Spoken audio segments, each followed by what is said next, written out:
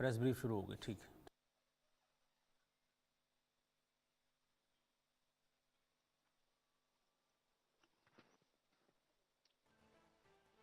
इस ब्रीफिंग में शामिल होने के लिए आप सभी का धन्यवाद। जैसा कि आप सभी जानते हैं, 22 अप्रैल 2025 को लश्कर ए तैयबा से संबंधित पाकिस्तानी और पाकिस्तान प्रशिक्षित आतंकवादियों ने भारत में जम्मू और कश्मीर के पहलगाम में भारतीय पर्यटकों पर बर्बरतापूर्ण हमला किया। 25 भारतीयों और एक नेपाली नागरिक को कायरतापूर्ण मौत के घाट उतार दिया गया।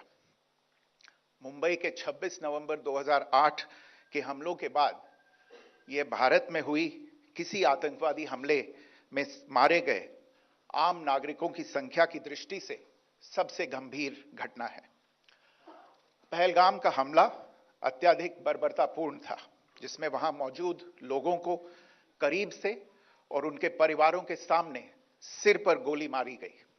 हत्या के इस तरीके से परिवार के सदस्यों को जानबूझकर आघात पहुंचाया गया। साथ ही उन्हें यह नसीहत भी दी गई कि वे वापस जाकर इस संदेश को पहुंचा दें। यह हमला स्पष्ट रूप से जम्मू और कश्मीर में बहाल हो रही सामान्य स्थिति को बाधित करने के उद्देश्य से किया गया था। चूंकि पर्यटन फिर से अर्थव्यवस्था का मुख्य आधार बन रहा था, इस हमले का मुख्य उद्देश्य इसे प्रतिकूल रूप से प्रभावित करना था।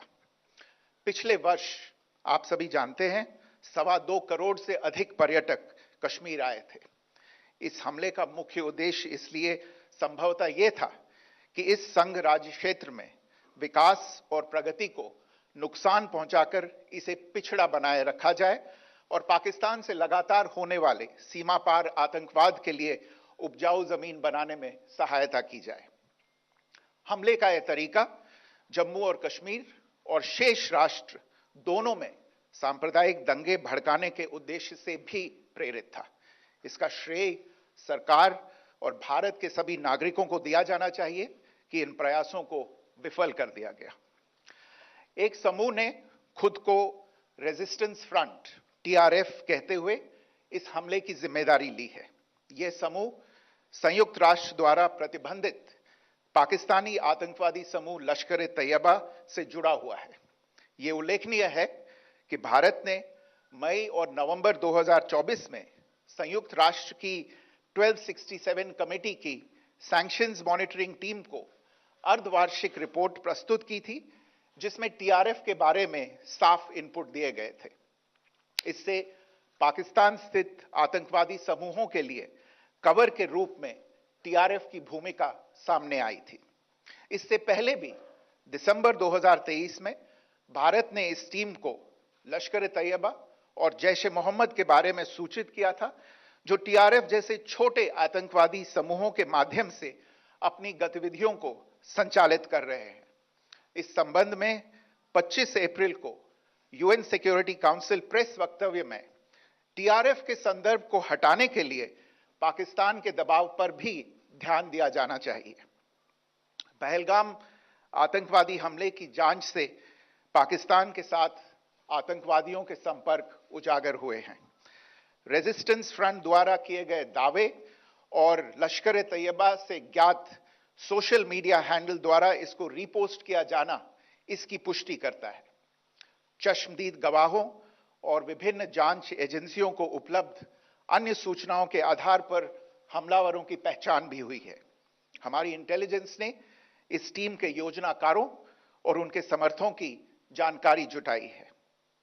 इस हमले की रूपरेखा भारत में सीमा पार आतंकवाद को अंजाम देने के पाकिस्तान के लंबे ट्रैक रिकॉर्ड से भी जुड़ी हुई है, जिसके लिखित और स्पष्ट दस्तावेज उपलब्ध हैं।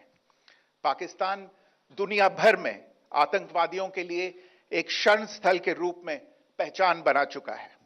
यहां अंतर्राष्ट्रीय स्तर पर प्रतिबंधित आतंकवादी सजा पाने से बचे रहते हैं। इसके अलावा पाकिस्तान ने इस मुद्दे पर विश्व और फाइनेंशियल एक्शन टास्क फोर्स जैसे अंतर्राष्ट्रीय मंचों को जानबूझकर गुमराह करने के लिए भी जाना जाता है।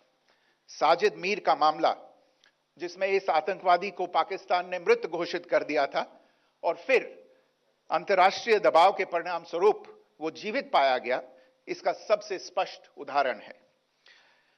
यह स्वाभाविक है कि पहलगाम में हुए इस हमले से जम्मू और कश्मीर के साथ साथ भारत के अन्य भागों में भी आक्रोश देखा गया। हमलों के बाद भारत सरकार ने स्वाभाविक रूप से पाकिस्तान के साथ संबंधों को लेकर कुछ कदम उठाए।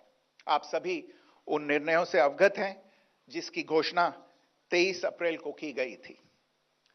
तथापि यह आवश्यक समझा गया कि 22 अप्रैल के हमले के अपराधियों और उनके योजनाकारों को न्याय के कटघरे में लाया जाए।